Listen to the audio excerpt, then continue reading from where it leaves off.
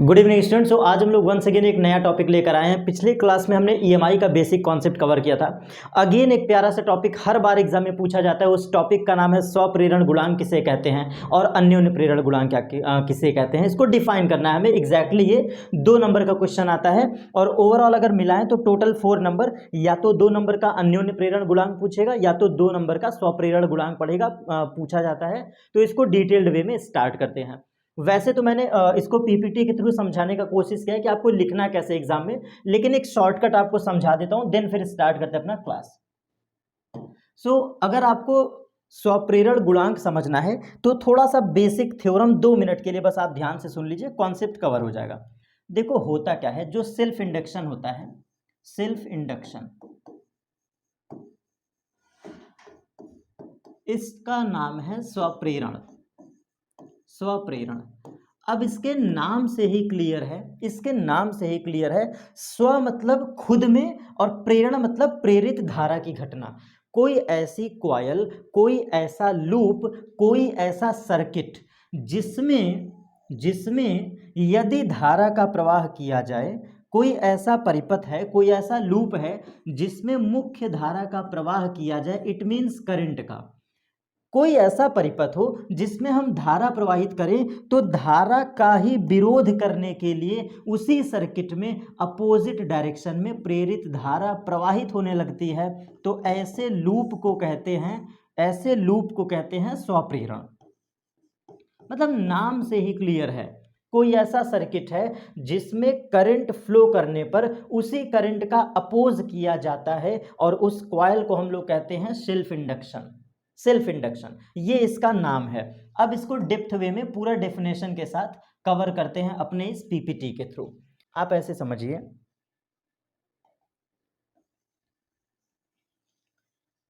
यहां पे देखो होगा क्या, स्वप्रेरण में होगा क्या। आइए मैं कुछ पॉइंट्स आपको कोरिलेट करता हूं। जैसे कहा यह जाता है जनरली, हमने एक ये कॉइल लिया, ये हमने एक कॉइल लिया, जैसे जैसे इसमें धारा का मान बढ़ाओगे, बहुत ध्यान से समझते चलिएगा। सबसे पहले हम इसमें करंट फ्लो कराएंगे, धारा को प्रवाहित करवाते हैं। जब इसमें धारा का मान परिवर्तित हो जाएगा, मतलब बदलेगा, धारा का मान जैसे परिवर्ती होगा तो धारा के मान के परिवर्ती होने की वजह से चुंबकीय क्षेत्र हमारा बदलने लगेगा, चुंबकीय क्षेत्र बदलने लगेगा। और चुंबकीय क्षेत्र के बदलने से फ्लक्स परिवर्तन हो जाएगा, फ्लक्स मतलब चुंबकीय फ्लक्स में परिवर्तन हो जाएगा। और जैसे चुंबकीय फ्लक्स बदला, फैराडे का नियम लग जाएगा और यहाँ पे इंड्यूस्ड ईएमएफ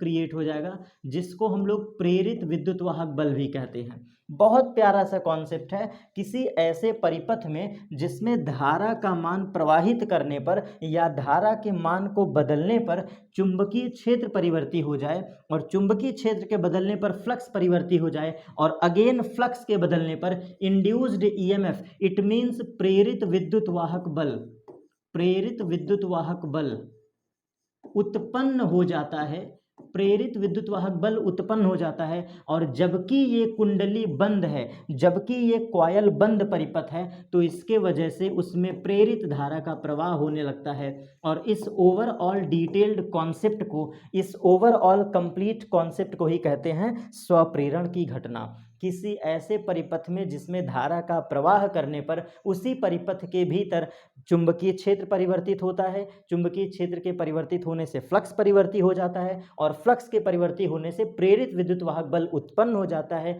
और यदि लूप हमारा बंद परिपथ है तो प्रेरित धारा का प्रवाह होने लगता है। इस संपूर्ण घटना को, इस पूरे प्रोसेस को हम लोग कहते हैं सेल्फ इंडक्शन फिनोमिना।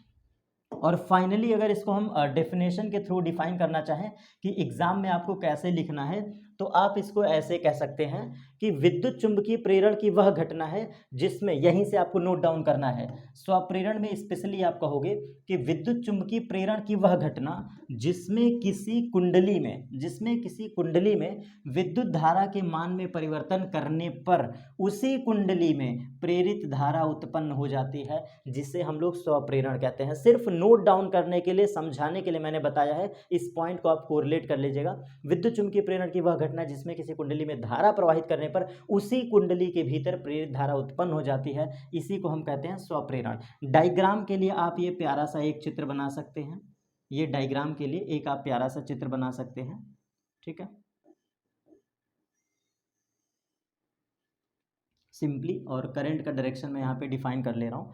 जैसे मान लीजिए ये रेड कलर से मैंने करंट दिखा दिया, ठीक है, ये मुख्य धारा है।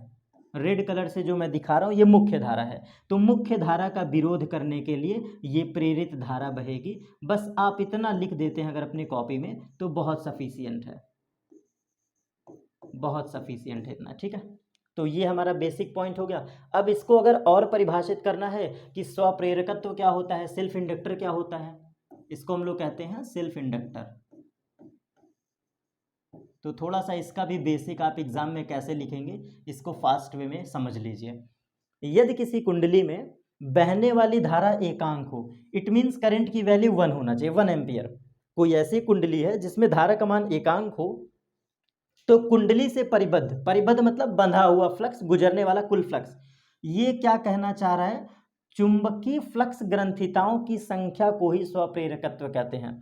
एक छोटा सा फॉर्मूला होता है, एक छोटा सा फॉर्मूला होता है जहां पे कहा जाता है कि जो फाई है, फाई टोटल, फाई मतलब total number of turns and multiplied by phi, ये अनुक्रमानुपाती होता है इसी परिपथ में, इसी कुंडली में बहने वाली मुख्य धारा के, आईपी, आईपी का मतलब प्रिंसिपल करंट के, जो मुख्य धारा है। तो आप जरा ध्यान से समझिएगा, जरा ध्यान से समझिएगा, जो फ्लक्स है, जो फ्लक्स है ये मुख्यतः धारा पे डिपेंडेंट करती है, ऐसा कुंडली में कहा गया है। ये जो फ्लक्स है ये सीधा सीधा धारा के अनुक्रमानुपाती है। तो जैसे जैसे हम लोग नंबर ऑफ टर्न्स को इंक्रीज करते हैं वैसे ही फ्लक्स बदलता है, ईएमएफ बदलता है और विद्युत वाहक बल का मान बढ़ता जाता है, जिसके कारण उसी कुंडली में धारा का मान बदलता जाता है, प्रेरित धारा का मान बदलता जाता है।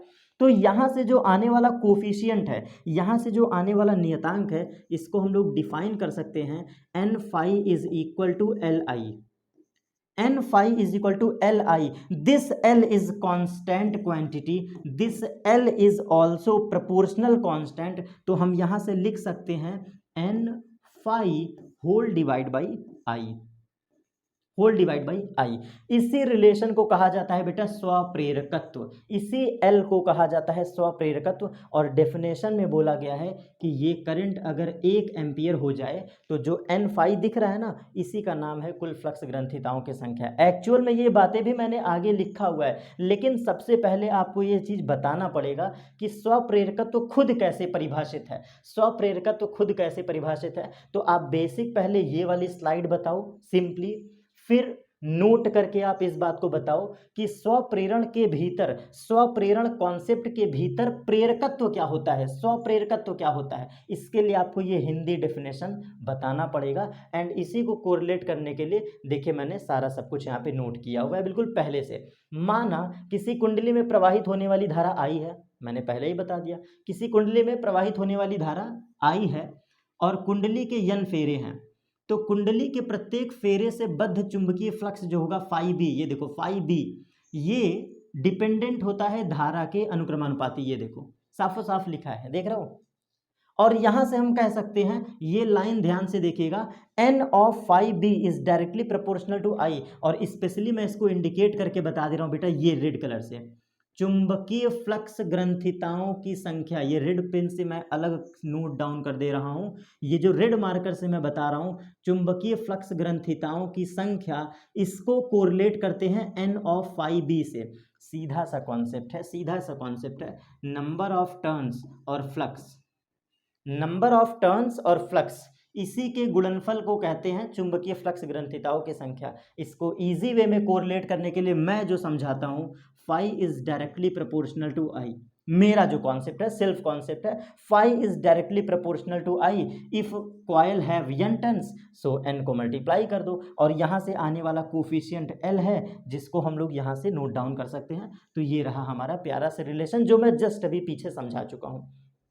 तो ये वाली स्लाइड आपके लिए सेम ऐसे इंपॉर्टेंट है, बिल्कुल ऐसे ही कोरिलेट करना है आपको एग्जाम में। स्वप्रेरकत्व के बारे में बता दो कि यदि किसी कुंडली में प्रवाहित धारा का मान एकांक हो तो इससे परिबद्ध चुंबकीय फ्लक्स ग्रंथिताओं की संख्या को ही हम लोग कहते हैं स्वप्रेरकत्व। ये देखो स्वप्रेरकत्व, ठीक है। चुंबकीय फ्लक्स ग्रंथिताओं की संख्या को ही स्वप्रेरकत्व कहते हैं, और स्वप्रेरकत्व का ही उदाहरण होता है चोक कॉयल, चोक कुंडली इसी का उदाहरण है। सो यहाँ तक हमने बातें बिल्कुल कोरिलेट कर लिया इजी वे में। ये बेसिक थ्योरम था, इसके लिए वो डायग्राम ऑलरेडी एप्लीकेबल है, ये आप देख लीजिए। ये डायग्राम ऑल्सो एप्लीकेबल है for that concept, for that theoretical concept. बिल्कुल प्यारा सा ये कॉन्सेप्ट हमारा ज़बरदस्त वे में कवर हो गया। अब यहाँ से दूसरी परिभाषा निकलती है, थोड़ा सा यहाँ पे और गौर करिएगा।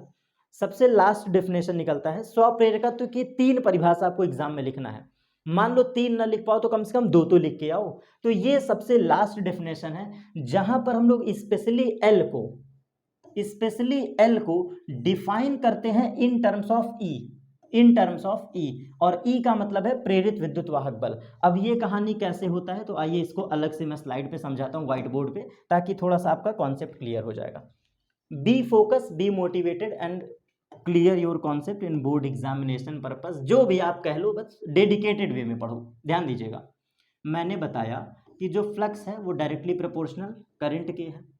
अगर इसका एन टर्म्स है तो N phi is directly proportional to current, और इसको हटाओगे तो बचपन से सिखाया गया है जब जब यह अनुक्रमानुपाती हटता है एक नियतांक आता है, उस नियतांक को एल कहेंगे। So this is L I. We can again note down this relation, L is equal to N phi divide by I. ये मैंने ऑलरेडी पढ़ाया हुआ है, जाके चेक करिए, ये मैंने पढ़ा दिया है। तो पहली मूल परिभाषा, पहली फंडामेंटल परिभाषा है, यदि धारा का मान एकांक हो जाए, यदि किसी कुंडली में प्रवाहित धारा का मान एकांक हो जाए, तो ये जो टर्म है इसको कहते हैं चुंबकीय फ्लक्स ग्रंथिताओं की संख्या। इसको कहते हैं हम लोग चुंबकीय फ्लक्स ग्रंथिताओं की संख्या, चुंबकीय फ्लक्स ग्रंथिताओं की संख्या, और इसी को कहते हैं इंडक्टर स्वप्रेरकत्व। जो भी था मैंने बता ही दिया था ना कि ओवरऑल किसी परिपथ में प्रवाहित धारा का मान एकांक हो तो चुंबकीय फ्लक्स ग्रंथिताओं की संख्या को ही स्वप्रेरकत्व कहते हैं। यहां तक का कॉन्सेप्ट हमने क्लियर कर लिया है। अब हमारे दिमाग में उठता है कि एक डेफिनेशन पहले पढ़े, एक डेफिनेशन ये पढ़े, तो अब तीसरी डेफिनेशन कैसे निकालें। तो यूज करिए फैराडे का फर्स्ट लॉ, याद करिएगा फैराडे बाबा को, और इनका एक थ्योरम है। फैराडे ने बोला था कि जो ईएमएफ होता है, EMF E, this is equal to N terms phi by delta T. याद करिए, यही तो बोला है उन्होंने। क्या बोला था फैराडे साहब ने? प्रेरित विद्युत वाहक बल का जो परिमाण होता है वो कुल चुंबकीय फ्लक्स में परिवर्तन की दर के ऋणात्मक अनुपात के बराबर होता है। तो मैं अगर थोड़ा सा ब्रेन पावर यूज करूं, अपना ब्रेन पावर यूज करूं, तो क्या इस एन फाई को यहां पर रख सकते हैं? ये जो एन फाई की वैल्यू है इसको उठा के यहां रख दो, तो अगेन हमारा डेफिनेशन बन गया E is equal to N phi की जगह में डाटा चेंज कर दे रहा हूं, ध्यान दीजिएगा, बिल्कुल बी कंसेंट्रेटेड। एन फाई की जगह इसको कन्वर्ट कर दो, तो एन फाई की जगह क्या हो जाएगा बेटा? एल आई हो जाएगा। ध्यान से देखो, एन फाई को क्रॉस मल्टीप्लाई करो तो क्या बचेगा? L I. यहां मैंने सब्सटीट्यूट कर दिया L I and divide by delta T, यही तो लिखोगे। और अगेन इस फंक्शन को फॉर्मूला को हम अगेन लिख सकते हैं, ई बराबर जो विद्युत वाहक बल का परिमाण है, this is equal to negative of L whole divide by इसको क्रॉस मल्टीप्लाई करते हैं, एक सेकंड, इसको क्रॉस मल्टीप्लाई करें 1 सेकंड बस, ताकि कोरिलेट करने के लिए यहाँ पे क्रॉस मल्टीप्लाई करते हैं, देन आगे सब्सटीट्यूट करेंगे। तो E times delta t is equal to minus of L I, so L is equal to E times delta t divide by I, minus यहाँ लगा रहेगा। और ये फाइनल रिलेशन जो बचा है, ये जो फाइनल रिलेशन आया, इसको हम लोग कोरिलेट करेंगे कुछ इस तरीके से, इसको हम लोग अगेन कोरिलेट कर लेंगे कुछ इस तरीके से।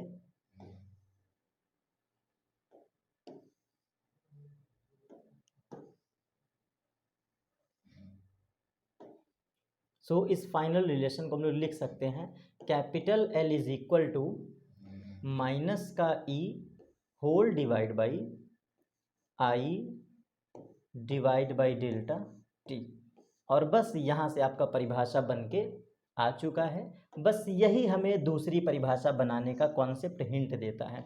ये जो मैंने एल का कॉन्सेप्ट समझाया है, पहली परिभाषा यहाँ से, यदि किसी कुंडली में धारा का मान एकांक हो तो गुजरने वाले कुल चुंबकीय फ्लक्स ग्रंथिताओं को ही क्या कहते हैं, स्वप्रेरकत्व कहते हैं। यल, एल का मतलब सेल्फ इंडक्टर। और इसी का दूसरा डेफिनेशन यहाँ से बनेगा in terms of E, in terms of E, प्रेरित विद्युत वाहक बल के टर्म में।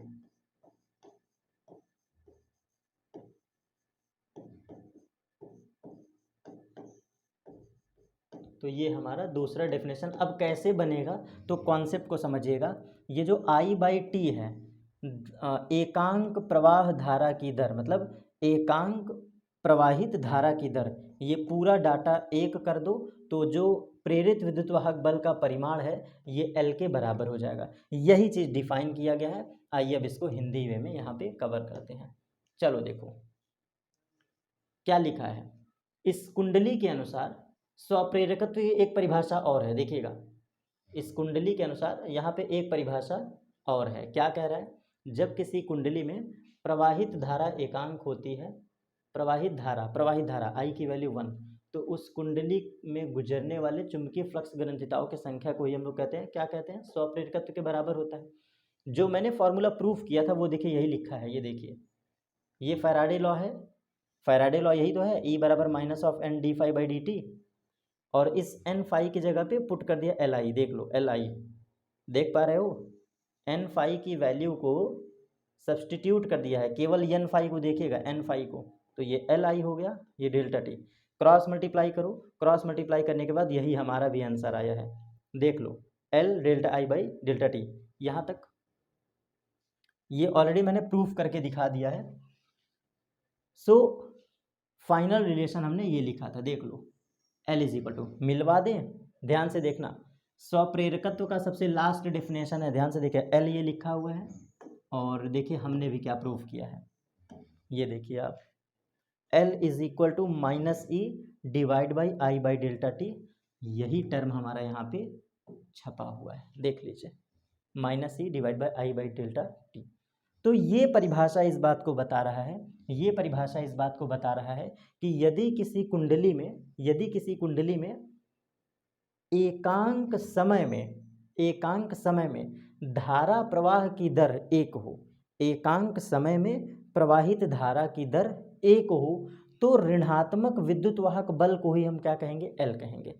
सिंपल सा चीज़। तो ये रहा हमारा बेसिक फार्मूला, जो भी लिखा हुआ है ध्यान से देख लीजिए। जब किसी कुंडली में विद्युत धारा का मान एकांक होता है, बार बार वही चीज़ कोरिलेट कर रहा है, तो चुंबकीय फ्लक्स ग्रंथिताओं की संख्या को हम लोग क्या कहते हैं, स्वप्रेरकत्व कहते हैं। बार बार वही डेफिनेशन घुमा फिरा के आ रहा है। लेकिन ये नोट याद रखिएगा, स्वप्रेरकत्व का SI मात्रक क्या होता है, हेनरी होता है। स्वप्रेरकत्व का मात्रक हेनरी होता है। और यहाँ पे देखो हेनरी को डिफाइन किया गया है, एक हेनरी को डिफाइन किया गया है, जो हम पढ़े थे ना ई वाली परिभाषा, वो ये रहा। जब किसी कुंडली में 1 एम्पियर की धारा 1 सेकंड की दर से परिवर्तित होने पर कुंडली में 1 वोल्ट प्रेरित विद्युत वाहक बल उत्पन्न होता है, तो उसी को कहते हैं 1 हेनरी। सब कुछ उठा के 1 1 1 कर दो, ये देखो, सब कुछ उठा के 1 1 1 कर दो, ये फॉर्मूला देखो, L is equal to minus of E whole divide by delta I divide by delta T. ये जो पूरा कॉन्सेप्ट है बस 1 करते जाओ। क्या क्या 1 करना है, आई की वैल्यू 1 कर दो, टी की वैल्यू 1 सेकंड कर दो, ई की वैल्यू 1 वोल्ट कर दो, 1 वोल्ट। तो इस शर्त में जो यल होगा, यल ये 1 हेनरी होगा, 1 हेनरी होगा, यही बोल रहा है। ठीक है, तो फाइनल टच, बिल्कुल लास्ट वाला रिवीजन देख लो, बिल्कुल फाइनल टच कैसे लिखोगे, शुरू यहाँ से करना, विद्युत चुम्बकीय प्रेरण की गवाह घटना। ठीक है, सबसे पहले इसको लिखो, फिर नोट करके बताओ ये पॉइंट, स्वप्रेरकत्व नोट करके। यदि किसी कुंडली में बहने वाली धारा एकांक हो तो कुंडली से बद्ध चुंबकीय फ्लक्स ग्रंथिताओं की संख्या को स्वप्रेरकत्व कहते हैं। नोट डाउन करने के लिए नीचे की चीजें मिटा देना, नीचे की आवश्यकता नहीं है। ये इंपॉर्टेंट है, ये इंपॉर्टेंट है आपके लिए। माना किसी कुंडली में प्रवाहित होने वाली धारा आई है, फेरों की संख्या n है, प्रत्येक फेरे से गुजरने वाला फ्लक्स फाई है, तो चुंबकीय फ्लक्स ग्रंथिताओं को n फाई बी कहते हैं, n फाई बी। ठीक है, और कैसे संबंध रखता है, तो कुल फ्लक्स ग्रंथिताओं की संख्या धारा के अनुक्रमानुपाती होता है। ये देखो मैंने लिखा है, चुंबकीय फ्लक्स ग्रंथिताओं की संख्या धारा के अनुक्रमानुपाती है। यहीं से लाइन लिखोगे, जब L आएगा तो ये L हमारा क्या है, कांस्टेंट है, यही L हमारा क्या है, कांस्टेंट।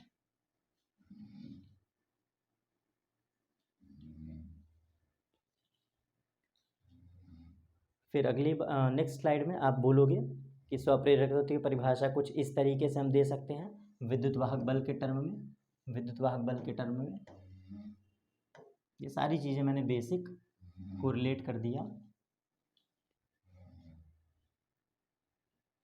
और अगेन स्वप्रेरकत्व का मात्रक, ये वाली स्लाइड आपके लिए मात्रक पर इम्पोर्टेंट है कि अगर कभी मात्रक भी पूछ ले तो कम से कम इतना तो याद रहे कि हाँ मात्रक क्या होता है। हेनरी, स्वप्रेरकत्व का मात्रक हेनरी होता है, रिकॉल करने के लिए। ठीक है, और रिलेटेड फार्मूला वो बार बार आ रहा है, ये फार्मूला तो कई बार बता चुके। ठीक है, तो ये छोटा सा टॉपिक हमारा कवर होता है, और अगर कभी स्पेशली पूछे तो ये इम्पॉर्टेंट ज़रूर है, मतलब इम्पॉर्टेंट हो है बिल्कुल ये टॉपिक। सिर्फ ये वाला स्लाइड, स्पेशली ये स्लाइड ज़्यादा इम्पॉर्टेंट है, कवर कर लीजिएगा इस टॉपिक को। 2 नंबर का शॉर्ट वीडियो हमारा इस छोटे से कॉन्सेप्ट में कवर होगा। देखो पढ़ने के लिए तुम बहुत कवर किए हो टॉपिक, ये लास्ट टाइम मैं भी रिवीजन दे रहा हूँ कि ऐसे ऐसे आपको लिखना है एक बेस्ट अप्रोच के साथ। लैंग्वेज चेंज कर सकते हो, आपकी मर्जी। डिस्क्रिप्शन बॉक्स में मैं नोट्स प्रोवाइड करवा दूंगा कंप्लीट चैप्टर का। Thanks to all of you, मिलते हैं अपने अगले नेक्स्ट कॉन्सेप्ट पर अन्योन्य प्रेरण कॉन्सेप्ट के साथ। अन्योन्य प्रेरण को भी डिटेल्ड वे में समझेंगे। नेक्स्ट क्लास पे मिलते हैं फिर। Thanks to all of you.